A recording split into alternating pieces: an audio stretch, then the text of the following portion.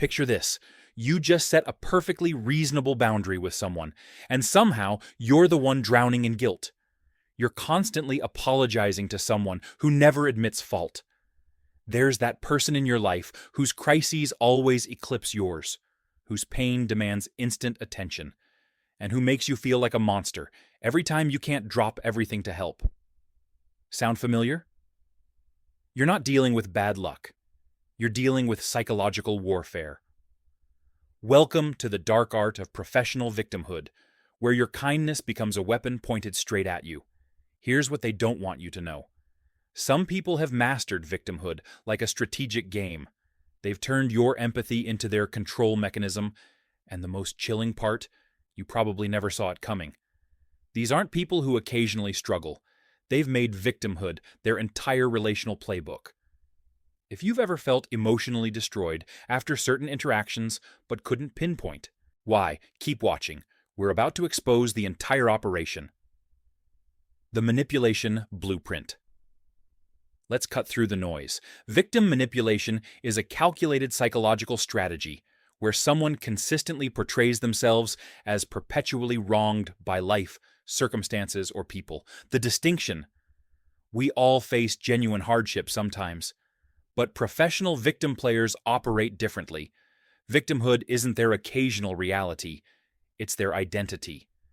This manipulation is devastatingly effective because it hijacks humanity's greatest strength: empathy.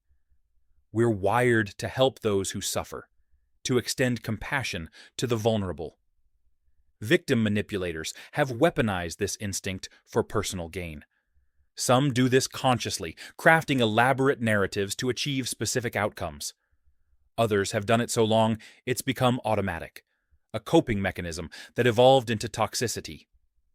Either way, the damage is identical: emotional exhaustion, crushing guilt, confusion, and the slow erosion of your boundaries. The 6 weapons of choice.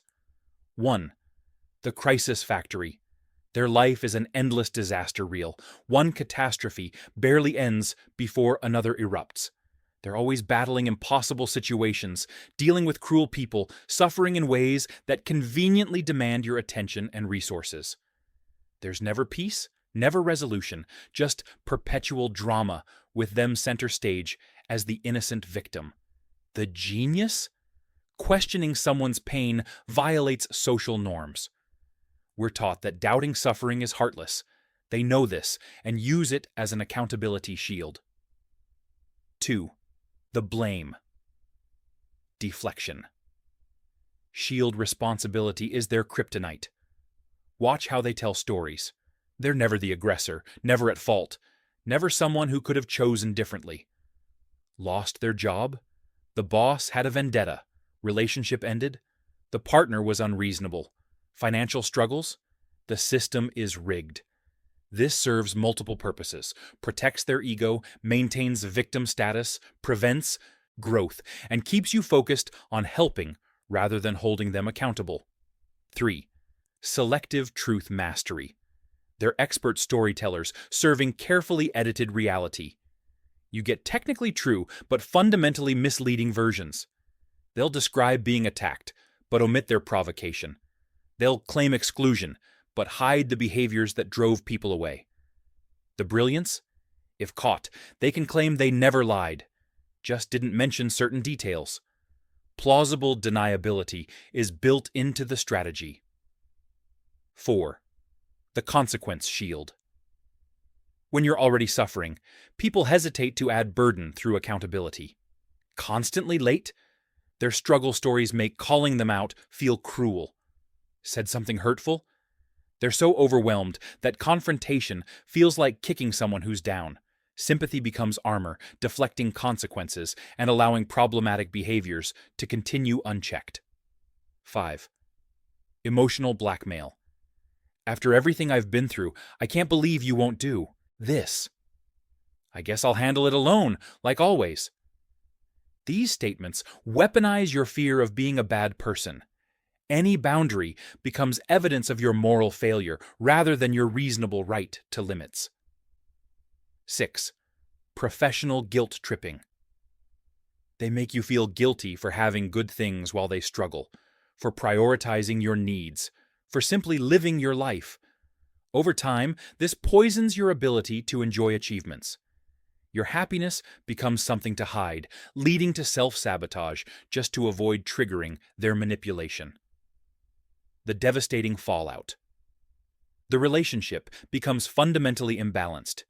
You're the perpetual rescuer. They're the eternal victim. Conversations always center on their problems.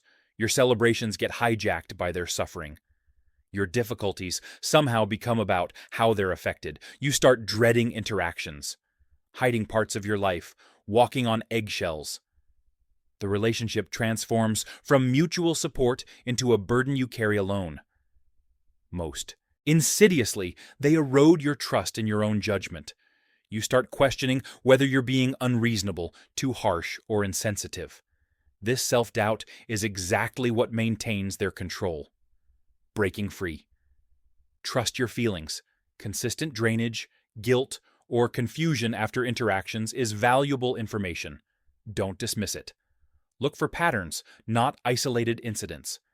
If these behaviors define most interactions, you're dealing with manipulation, not occasional struggle. Establish firm boundaries. They'll escalate victim narratives and guilt trip when you do. Hold firm anyway. Stop rescuing. Offer empathy without taking responsibility for solving their endless crises. Don't engage with emotional blackmail. Name what's happening. I understand you're disappointed, but that doesn't make my decision wrong. Finally, honestly assess if the relationship is worth maintaining. Not every connection can or should be saved. Reclaim your power. The art of playing victim is powerful because it exploits our finest qualities. But understanding these tactics lets you distinguish genuine vulnerability from strategic victimhood designed to control. Setting boundaries isn't cruel, it's necessary. Compassion doesn't require sacrificing your well-being on the altar of someone's endless needs. You're not the villain for protecting yourself. You're not heartless for having limits. You're not selfish for refusing control through sympathy. Your empathy is a gift, not a weapon to be used against you. Invest it only in relationships where it's genuinely valued, not strategically exploited. You deserve connections that energize rather than drain you. Stay strong, trust yourself, and never apologize for protecting your peace.